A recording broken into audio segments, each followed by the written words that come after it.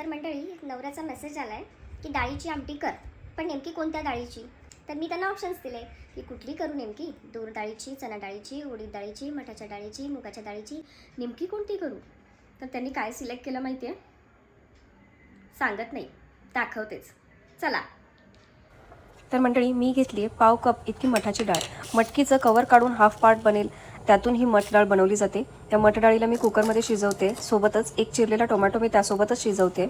कुकरला 2 ते 3 शिट्ट्या घेऊन आपल्याला ही डाळ शिजवून घ्यायची आहे. तर ह्या 1/4 कप मठ डाळीपासून आपण 2 माणसांना पुरेल इतकी मठाच्या डाळीची आमटी बनवू शकतो.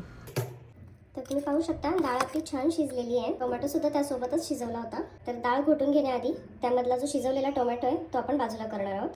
तर तुम्ही पाहू शकता डाळीतला सगळा शिजवलेला टोमॅटो मी बाजूला काढला आहे. आता या डाळीला मी थोडंसं पाणी टाकणार आहे आणि रवीने घुसवून घेणार आहे. डाळ आपली छान रवीने घुसळली गेली आहे. सोबतच फोडणीसाठी मोहरी 1 टीस्पून, जिरं 1 टीस्पून, त्यासोबतच थोडंसं हिंग, चवीनुसार मीठ, 1 टीस्पून कांदा लसूण मसाला, 1 टीस्पून मी लाल मिरचीची पूड घेतली आहे, हाफ टीस्पून मी हळद घेतली आहे, 1 टीस्पून मी धण्याची आणि जिऱ्याची, भाजलेल्या जिऱ्याची पूड घेतली आहे. तडक्यासाठी थोडीशी कढीपत्त्याची पानं, गार्निशिंगसाठी थोडीशी कोथिंबीर चिरलेली आणि आलं लसूण आणि मिरचीचा मी ठेचा करून घेतला आहे. आलं लसूण आणि मिरचीसोबत मी यात 2 मिरच्या वाढवल्या आहेत. 2 मिरच्यांमुळे मी लाल मिरची पावडर आणि कांदा लसूण मसाला यांचं प्रमाण कमीच ठेवलं आहे. तर बघूया फायनल तडका. तर बघूया मंडळी मठाच्या डाळीला तो तडका द्यायचा आहे तो कसा. मी घेते 2 ते 3 टेबलस्पून ऑइल, तुम्ही तूपसुद्धा घेऊ शकता. तर फोडणीसाठी तेल छान कडकडीत तापलंय. तर सगळ्यात आधी मोहरी, जिरे, कढीपत्ता,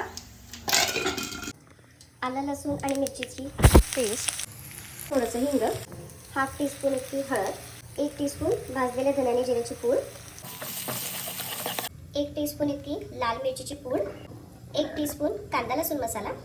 सर्व मसाले तेलात छान परतून घ्यायचे.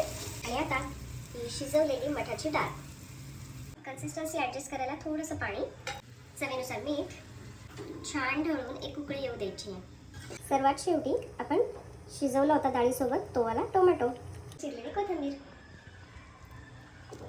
कन्सिस्टन्सी तुम्ही बघू शकता, तुम्हाला हवी तशी कमी जास्त करता येईल तुम्हाला. डाळीला एक छान उकळी येऊ द्यायची आहे आणि या स्टेजला गॅस बंद करायचा आहे.